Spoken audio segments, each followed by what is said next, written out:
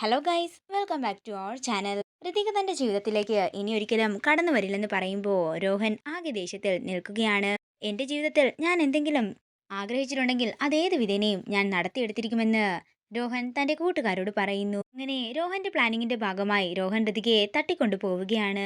രോഹൻ കാണാതെ എങ്ങനെയൊക്കെയോ രാജുവിനെ വിവരമറിയിക്കാൻ ഋതികയെ കൊണ്ട് സാധിക്കുന്നു.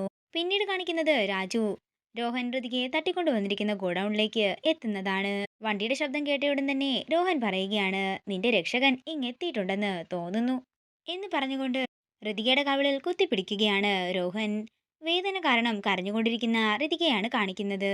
തുടർന്ന് കതക് തല്ലി പൊളിച്ചുകൊണ്ട് രാജു അകത്തേക്ക് കയറി വരുമ്പോ രോഹൻ പറയുകയാണ്, ദേ നിന്റെ കാമുകൻ വന്നിട്ടുണ്ടല്ലോ. തുടർന്ന് രോഹനും രാജുവും കൂടി തമ്മിൽ തല്ലുന്നതാണ് കാണിക്കുന്നത്. അവസാനം ഋതികയുടെ കഴുത്തിൽ കത്തിവെച്ചുകൊണ്ട് രാജുവിനെ അടിച്ചവശനാക്കുകയാണ് രോഹൻ.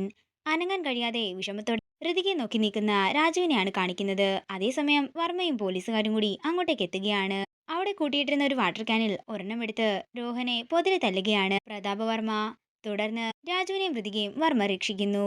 അവരെ രണ്ടുപേരെയും ചേർത്ത് പിടിച്ചുകൊണ്ട് അവിടെ നിന്നും നേരെ വീട്ടിലേക്ക് പോകുന്ന വർമ്മയാണ് കാണിക്കുന്നത്.